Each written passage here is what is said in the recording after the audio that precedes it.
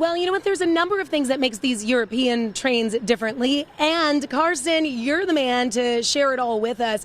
My first question, what I'm curious about, as we see these trains pass by, do European trains ride on the opposite side of the track, just like drivers? Only in France. Okay. So, well, and England, but yeah, most of them run on the right side of the track. Okay, the same thing. But there is something a little bit different. We see wires going across the top of the track, and that is definitely different. Yeah, and that's very typical of Europe.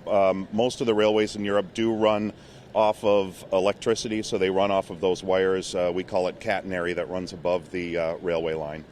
And as we pan over here to the right, you can see there's some beautiful landscape, but I'm a little concerned. We've got a train that's smoking. Yeah, that one's smoking. It should be smoking. So that's actually, if the smoke comes out of the back, then you got a problem. But if it comes out of the stack, you're in good shape. I think the one thing that I've noticed, just kind of walking along, is the attention to detail is not only the trains themselves. Some of these trains light up inside, but also the landscaping around the trains. You've actually got replicas of certain European cities. Yeah, and in fact, the one that we're standing behind here, that's actually a replica of a group of houses that are located in Frankfurt, Germany. So we have about 40 members that have various experience over in Europe. We have members from Holland, members from Germany, members from France. So they all take part of the layout and they kind of make it their own and reflect what their interests are.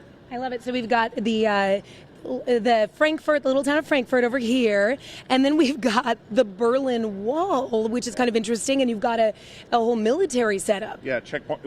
We actually tried to do a little version of Checkpoint Charlie here. So.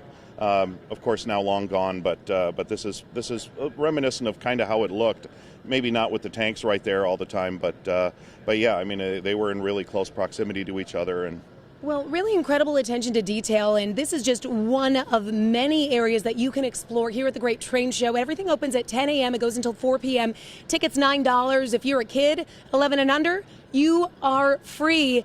And Anu and Amira, I don't know if you have any particular favorite place in Europe that you'd want to recreate in your own living room, but it's probably the next best thing if you can't actually get there, right? Yeah, absolutely. Come and check it out in 1 to 87 scale.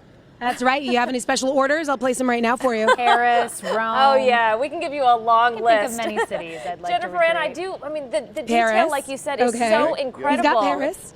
The detail is so incredible. I'm curious as to how long it takes them to create like a scene like that. Oh, that's a great question. So how long does it normally take you to create one of these scenes?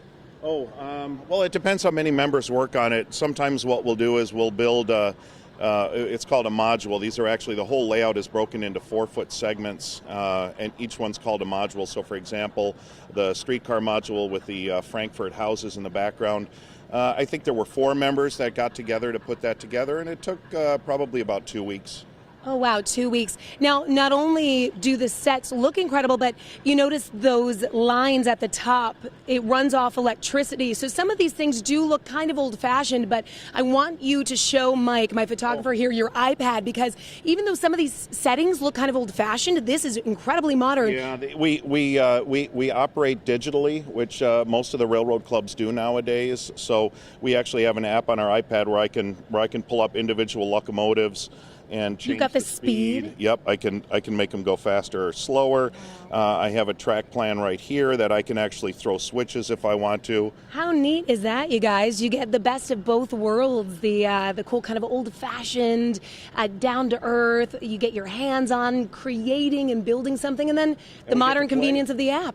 Oh Pretty neat. She sold us. I know. Easily. Incredible stuff. All right, Jennifer Ann, thank you so much.